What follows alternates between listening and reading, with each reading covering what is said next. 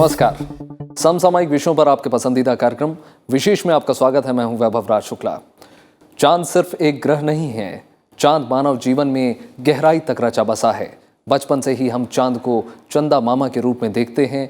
वेद से लेकर दादी नानी की कहानियों के साथ ही साहित्य, कविता, शेर व शायरी और फिल्मों में चांद के अलग अलग निराले रूपों की चर्चा हम बचपन से ही देखते और सुनते चले आ रहे हैं। चांद वैज्ञानिकों के लिए जितना कौतूहल का विषय है, आम लोगों के लिए भी उससे कम नहीं है। साहित्यकारों ने जहां चांद के लिए कई उपमाओं का प्रयोग किया, वहीं चांद शायरों की डायरी का वो पन्ना है जिस पर महबूबा की शक्ल सीरत से लेकर रात की तन्हाई तक के किस्से लिखे जाते हैं। लेखकों का सबसे पसंदीदा बिंब है चांद, जिसकी प्रेरणा से कितनी ही शानदार कविता और गजलें लिखी गई हैं और लिखी जाती रहेंगी। चांद प्यार मोहब्बत से लेकर धार्मिक सौहार्द तक का प्रतीक है और यही वजह है कि जब से मानव संस्कृति है तभी से चांद हमारे जीवन का अभिन्न अंग बना हुआ है। आज विशेष में हम बात करेंगे चांद के अलग अलग पहलुओं और आयामों के बारे में। तो आइए शुरू करते हैं आज का विशेष।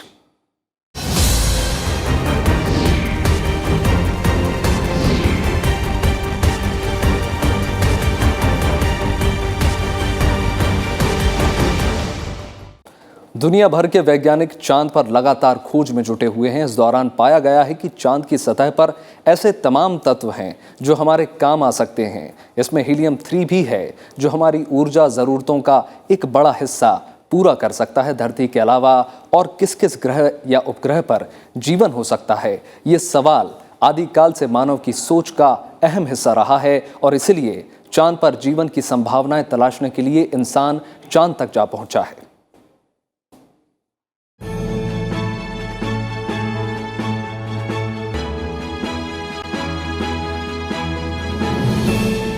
चांद पर क्या है? इंसान आदिकाल से इसका हल खोजता रहा है। साइंस फिक्शन में चांद की सतह को लेकर तमाम तरह के दावे किए गए। दूसरी सदी में सीरियन मूल के ग्रीक लेखक लूसियन ने अपने उपन्यास ट्रू हिस्ट्री में चांद पर राजा, सेनाओं और बस्तियों का जिक्र किया। उन्होंने चांद और धरती के जीवन की तुलना भी की। इंग्लिश लेखक H.G. वेल्स की किताब the first man in the moon में चांद पर एलियन बताए, तो बेरन मंचोसेन ने द इम्प्रॉबेबल एडवेंचर्स में चांद पर पेड़ पौधों का वर्णन किया। इसके पहले और बाद में चांद की सतह को लेकर इंसान अंदाजे लगाता रहा। 1901 में ब्रिटिश लेखक H.G. वेल्स ने एक किताब लिखी the first man in the moon. ये बेडफोर्ड नाम के व्यापारी और केवर नाम के वैज्ञानिक की कहानी है जो चांद पर पहुंच जाते हैं। यहाँ उनका सामना कीड़ों जैसे प्राणियों की एक अत्याधुनिक सभ्यता से होता है, जिन्हें सेलनाइट्स कहा जाता है। चांद पर जीवन की कल्पना को लेकर न ये पहला उपन्यास था और न आखिरी। बिजली की खोज होने तक चांदनी रात का समय इंसान के लिए सबसे बड़ा कौतूहल थी। इसी कौतूहल ने इंसानों को चांद की तरफ लगातार आकर्षित किया। गैलीलियो ने इंसान को मौका दिया कि वो चांद को करीब से देखे। इसके लिए 1610 में दूरबीन बनाई, लेकिन चांद को देखने भर से इंसान संतुष्ट न था। गैलीलियो ने ये भी दर्शाया कि चंद्रमा में बहुत सारे गोलाकार क्रेटर्स हैं। वो भी जब गैलीलियो ने टेलीस्कोप से चंद्रमा की तरफ देखा तो उन्होंने खुद अपना, तब तो फोटोग्राफी होती नहीं थी, तो खुद उन्होंने ड्रॉ करके क्रेटर्स चंद्रमा के ऊपर ड्रॉ करके बताया था। उसके बाद से लेके बहुत गहरा इन्वेस्टिगेशन हुआ है चंद्रमा के बारे में। अपने मन में तमाम जिज्ञासाएं और मानवता की तरफ से तमाम सवालों की गठरी लेकर पहला इंसान 20 जुलाई 1969 को चांद की सतह पर पहुंचा। चांद की तरफ पहला इंसान 16 जुलाई 1969 को अमेरिका के कैप केनेडी स्पेस स्टेशन से रवाना हुआ। 20 जुलाई 1969 को अपोलो 11 चांद तक पहुंचा। इसकी सतह पर इंसान के पहले कदम पड़े। कोऑर्डिनेटेड यूनिवर्सल टाइम के हिसाब से 8:26 पर प्रथम चंद्र यात्री नील आर्मस्ट्रांग ने चांद की सतह को छुआ। ये चांदनी के घर में आदिकाल से लुभाते चले आ रहे चांद से आदमी की पहली मुलाकात थी। नील आर्मस्ट्रांग ने अपना बायां कदम चांद पर रखा और कहा, हालांकि ये मानव का छोटा सा कदम है, लेकिन मानवता के लिए ये बहुत ऊंची छलांग है। मानव को चांद पर ना कोई बस्ती मिली, ना उसकी कल्पना में उड़ान भरते एलियन। चांद पर चरखा काटती वो बुढ़िया भी न थी जो रात भर चांद को तकने के लिए मजबूर कर दिया करती थी। वहाँ थे तो दूर दूर तक फैले सुनसान रेगिस्तान से इलाके और क्रेटर नाम के बड़े बड़े गड्ढे, लेकिन चांद पर जीवन को लेकर मानव की जिज्ञासा शांत नहीं हुई। नील आर्मस्ट्रांग आज से 50 साल पहले, अभी कुछ ही दिनों में उनकी 50th एनिवर्सरी है, हाफ अ सेंचुरी होगी उनकी मून लैंडिंग की, तब से बहुत गहरा रिश्ता बन गया और वैज्ञानिकों ने वहाँ के रॉक्स को एनालाइज किया, वहाँ की सरफेस को एनालाइज किया। फिर भारत के चंद्रयान 1 मिशन जब 2008 में लॉन्च हुआ था, उसने जाके पानी के मॉलिक्यूल्स की जब वहाँ पे खोज की, तो उससे जो रहस्य है चांद का धीमे धीमे करके निकलता आ रहा है। इंसान को चांद पर जीवन भले ही नहीं मिला, लेकिन ऐसे तमाम तत्व मिले जो जीवन के लिए जरूरी हैं। 1969 से 1972 के बीच 12 अंतरिक्ष यात्री चांद की सतह पर उतरे। उन्होंने करीब 166 घंटे चांद पर गुजारे। इसके अलावा कई मानव रहित मिशन भी चांद पर गए। ये चांद की सतह से मिट्टी और पत्थर के तमाम नमूने लेकर वापस आए। चांद की सतह को लेकर तमाम तरह के परीक्षण हुए। 1972 में अपोलो 17 मिशन से चांद से लौटने के बाद दावा किया गया कि चांद पर हीलियम 3 मौजूद है। हीलियम 3 परमाणु ऊर्जा का सबसे स्वच्छ विकल्प है, लेकिन ये धरती पर बहुत कम मात्रा में है। नासा के मुताबिक चंद्रमा पर करीब 10 लाख मीट्रिक टन हीलियम 3 मिल सकता है।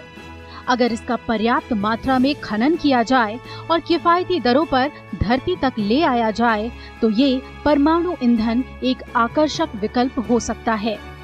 दुनिया भर की तमाम सार्वजनिक और निजी कंपनियां चांद पर हीलियम 3 के खनन में दिलचस्पी दिखा रही हैं। इनमें भारतीय अंतरिक्ष एजेंसी इसरो भी शामिल है। जीवन का होना चांद में बहुत ही, उसका जो चांस है बहुत ही कम है, क्योंकि वहाँ पे वैसे ऑर्गेनिक कंपाउंड्स ज़्यादा पाए नहीं गए। जैसे हमारे पृथ्वी में जो प्राणी हैं वो सारे कार्बन बेस्ड ऑर्गेनिक कंपाउंड्स के ऊपर आधारित हैं। चांद में ऐसा ऑर्गेनिक कंपाउंड्स पाए नहीं गए हैं, लेकिन मिनरल्स तो बहुत पाए जाते हैं। चांद पर मानवीय मिशन भेजे जाते रहे।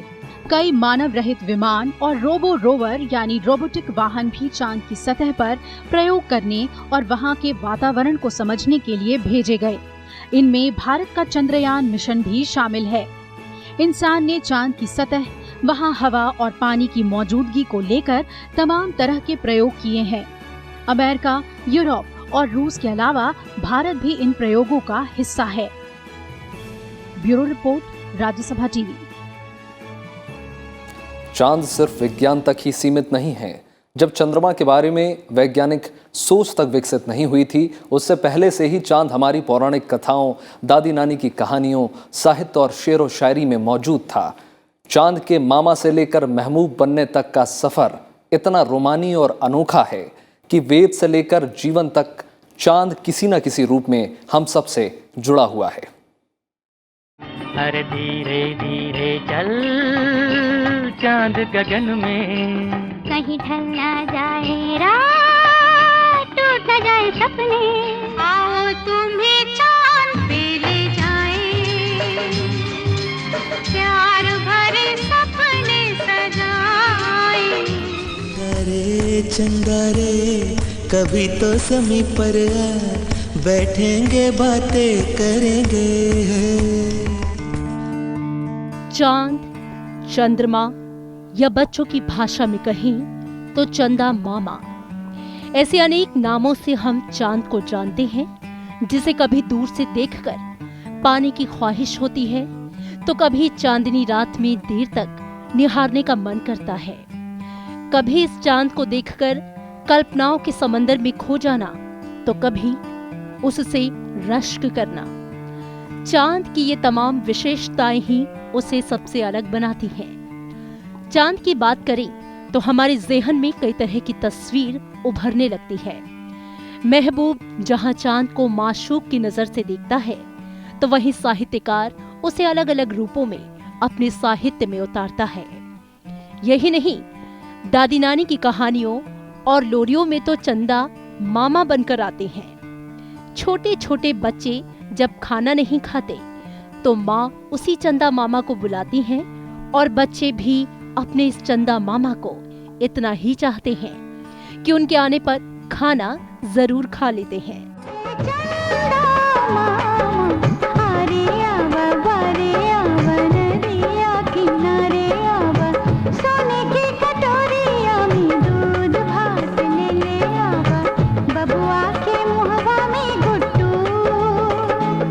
जब छोटा होता है बच्चा, तब से उसको चंदा मामा की कहानियाँ सुनाई जाती हैं। माँ जब दूध पिलाना चाहती है बच्चे को, तब कहती है चंदा मामा से दूध। तो हमारा जहन में भारतीयों के चंदा मामा जो है वो एकदम कूट कूट के भरा होता है।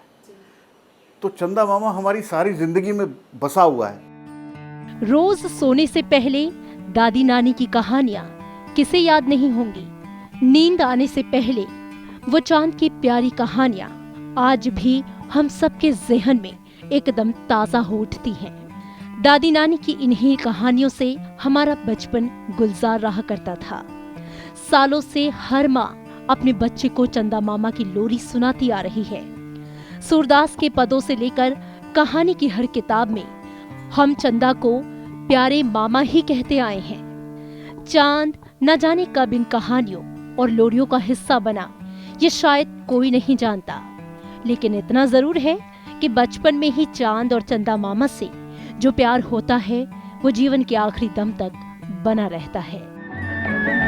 चंदा मामा दूर के हुए पकाए भूर के, चंदा मामा दूर के हुए पकाए भूर के, आप खाए थाली में उन्हें को दे प्याली में। दुनिया भर के साहित्य में चांद को लेकर अनेक रचनाएं की गई हैं। साहित्यकारों ने चांद की खूबसूरती और खूबियों को अपने अपने तरीके से बयां किया है। चांद को लेकर तमाम तरह की उपमाओं को भी साहित्यकारों ने अपनी रचनाओं में गढ़ा है। जैसे कभी कोई बहुत खुश होता है तो हम कहते हैं उसे चांद मिल गया, या कभी किसी का मिलना मुश्किल हो जाता है तो तपाक से कह देते हैं कि दूज के चांद हो गए हो क्या। इसी तरह जब कोई बिटिया जन्म लेती है तो कह देते हैं चांद सी बिटिया है, या किसी के दुल्हन को चांद सी दुल्हन बोलना आम बात है। लोक साहित्य में भी चांद को लेकर तमाम तरह की कहानियां और किस्से गढ़े गए हैं। ये चांद के महत्व और उससे हमारे जुड़ाव को ही दर्शाता है। चांद का तो हिंदुस्तान में बहुत गहरा रिश्ता है। साहित्य में रिश्ता है, हमारी फिल्मों में रिश्ता है, कितने गानों में चांद आता है। तो हमारे यहाँ बहुत गहरा रिश्ता है चांद का। दूज का चांद देखने की बड़ी एक लोकप्रिय वो है कि दूज का चांद देखा। तो कहीं ना कहीं चांद जो है हमारी ज़िंदगी में पूरे वक्त जुड़ा होता है। ज्वार भाटा आता है, जो ओशन के पास रहते हैं, ज्वार भाटा नहीं आएगा अगर चांद नहीं होगा। हमारा बायोलॉजिकल क्लॉक जो है वो चांद से सेट है। इसी तरह अगर कविताओं और शेरो शायरी की बात करें तो चांद के बिना ये पूरा नहीं होता। शायर और कवि हमेशा से चांद पर शेर और कविता कहते आए हैं। इश्क और महबूब की शायरी में चांद की खास भूमिका रही है। दरअसल चांद हमेशा से प्यार की निशानी रहा है, और यही वजह है कि जब भी प्यार की कोई बात हो और उसमें चांद ना आए तो वो अधूरा सा लगता है। किसी को चांद बेदाग नजर आता है तो किसी को चांद में दाग दिखता है, लेकिन किसी न किसी रूप में चांद मौजूद जरूर होता है। चंद्रमा एक देवता के रूप में भी प्रकट हुए। पौराणिक कथा में चंद्रमा को एक देवता भी माना जाता है। कभी कभी जब विष्णु पुराण या गरुड़ पुराण की बात कहते हैं तो ये भी कहा जाता है कि अमृत जो है वो चंद्रमा में रखी गई है। पौराणिक कथाओं में चांद का अपना महत्व है। करवा चौथ वाले दिन विवाहित महिलाएं चांद को देखकर ही व्रत खोलती हैं। वहीं मुस्लिम धर्म के लोग ईद भी चांद को देखने के बाद ही मनाते हैं। चांद प्यार, सौंदर्य, शीतलता के साथ ही सौहार्द का भी प्रतीक है और यही वजह है कि हमारी संस्कृति में खास रचा बसा है। Bureau report, Rajya Sabha TV. चांद हमारी जिंदगी में कुछ इस तरह रचा बसा है कि हम हमेशा उसे याद करते हैं। गीत में, संगीत में, हमारे सिनेमा में इश्क मोहब्बत के जज्बात भी बयां करने के लिए हमने चांद का सहारा लिया है। हमारे वेद पुराणों में तो चांद को चंद्र देवता का दर्जा दिया गया है, जिसके पास असीम शक्ति है। तभी तो हर धर्म में चांद की पूजा आराधना की जाती है और ज्योतिष शास्त्र में भी चांद मनुष्य के जीवन पर काफी असर डालता है। आइए दिखाते हैं आपको सिनेमा से लेकर त्योहारों में बसी चांद की खूबसूरती।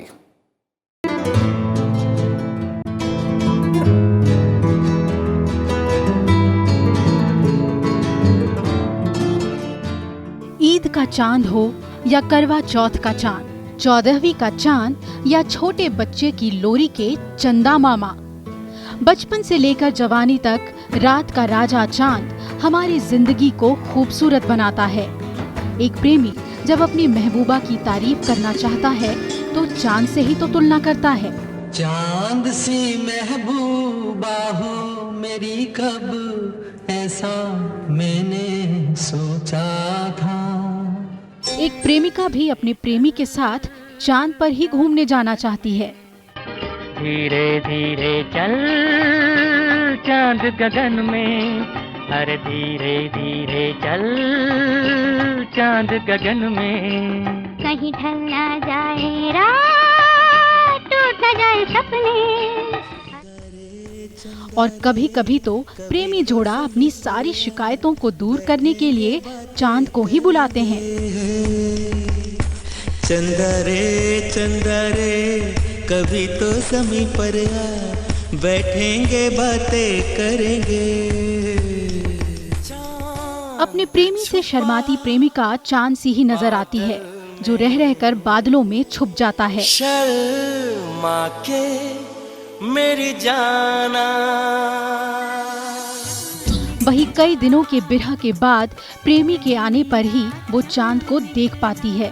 तुम आए तो आया मुझे याद, गली में आज चांद निकला, जाने कितने दिनों के। लेकिन चांद जिस दिन अपनी खूबसूरती के शबाब पर होता है वो है पूर्णिमा का चांद। तभी तो किसी महबूब ने कुछ यूं अपनी महबूबा की खूबसूरती बयां कर दी। 14वीं का चांद हो या आफताब हो, जो भी हो तुम खुदा की कसम लाजवाब हो।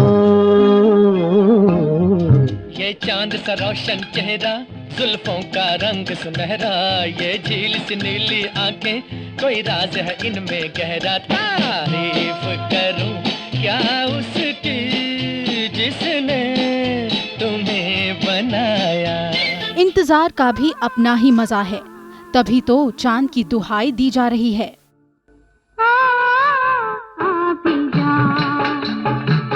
रात ढलने लगी, चांद छुपने चला,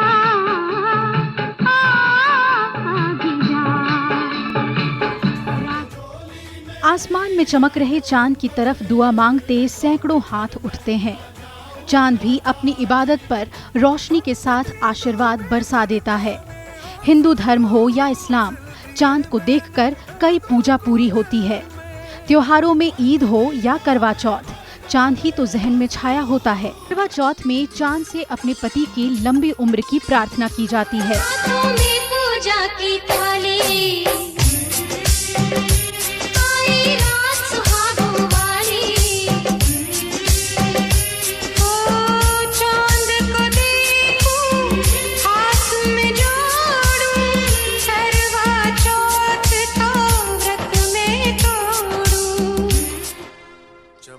जब दिल टूटता है तब भी चांद ही दोस्त की तरह साथ देता है। चमकते चांद को टूटा हुआ तारा बना डाला। इस चांद ने तो रूठे हुए बच्चों को भी मनाने का काम किया है, चंदा मामा बनके।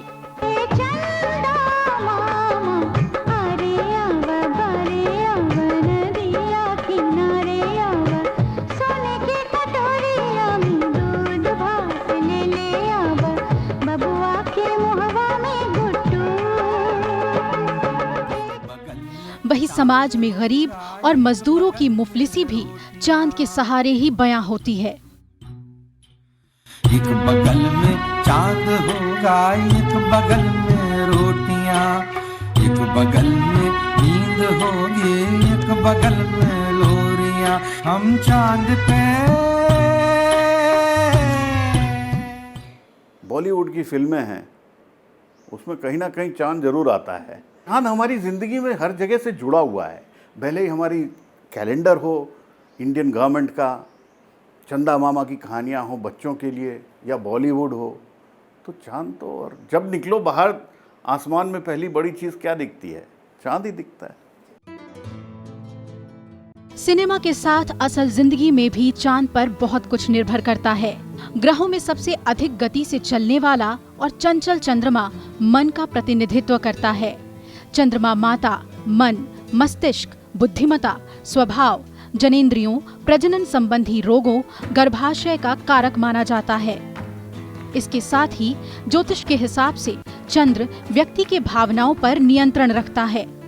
वह जल तत्व ग्रह है, इसलिए सभी तरल पदार्थ चंद्र के प्रभाव क्षेत्र में आते हैं। इसके अलावा चंद्र बाग बगीचे, नमक, समुद्री औषधि, परिवर्तन, विदेश यात्रा, दूध, व्यक्ति के मान सम्मान आदि को ज्योतिष शास्त्र में चंद्र से ही देखा जा सकता है।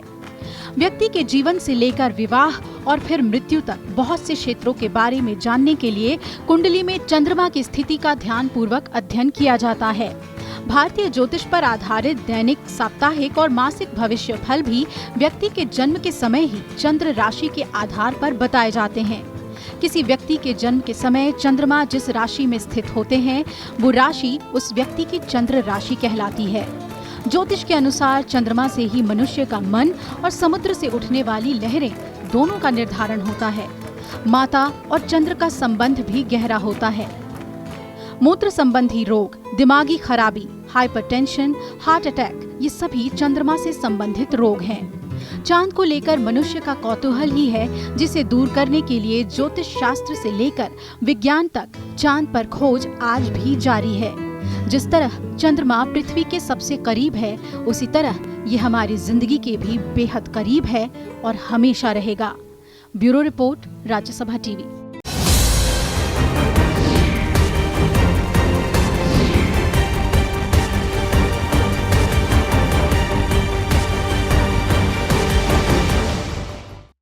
आज के विशेष में इतना ही। उम्मीद है आपको विशेष का ये अंक पसंद आया होगा। आप ये हमारा कार्यक्रम YouTube पर भी देख सकते हैं, जहां में आपकी प्रतिक्रियाओं और सुझावों का हमेशा इंतजार रहता है। बाकी देश और दुनिया की तमाम बड़ी खबरों के लिए जुड़े रहिए राज्यसभा टेलीविजन के साथ। नमस्कार।